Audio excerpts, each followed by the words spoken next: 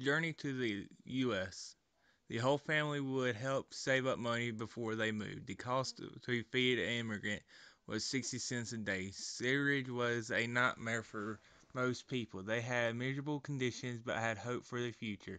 The open deck space reserved for sewerage passengers is usually very limited and situated in the worst part of the ship, subject to the most violent motion, to the dirt from the stacks and the odors from the old hold and galleys. The only provisions for eating are frequently shelves or benches along the side or in the passage of sleeping compartments. The dining rooms are rare and, if found, are often shared with berths installed along the walls. Toilets and washrooms are completely inadequate. Salt water only is available. The ventilation is almost always inadequate, and the air soon becomes foul. The unattended vomit of the seasick, the odors of not too clean bodies, the reek of food, and the awful stench of the nearby toilet rooms make the atmosphere of the sewerage such that it is a marvel that human flesh can endure it. Most immigrants lie in their ber- berths for most of the voyage, in a stupor caused by the foul odor.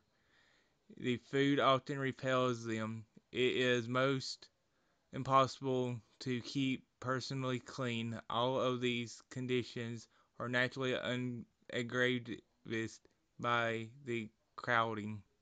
Early Chinese immigrants were young male peasants looking for work to escape the economic hardship of rural China. In recent years, from the 1960s onward, there were have been two different push factors. One is the political instability and repression in communist China. The other pertains to those seeking higher and a better education in the fields of science, engineering, and various other disciplines. When Ellis Island opened, a big change was taking place in immigration to the United States as arrivals from northern and western Europe, Germany, Ireland, Britain, more and more immigrants poured in from southern Eastern Europe.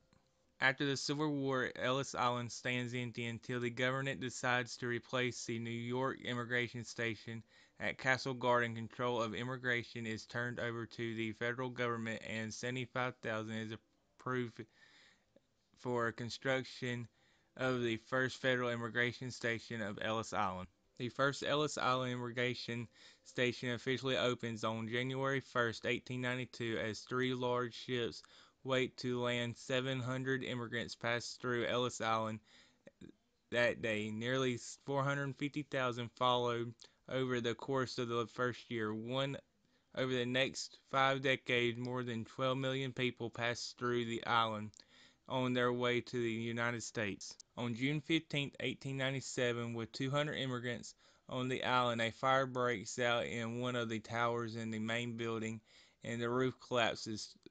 Though no one is killed, all immigration records dating back to 1840 and the Castle Garden era is destroyed.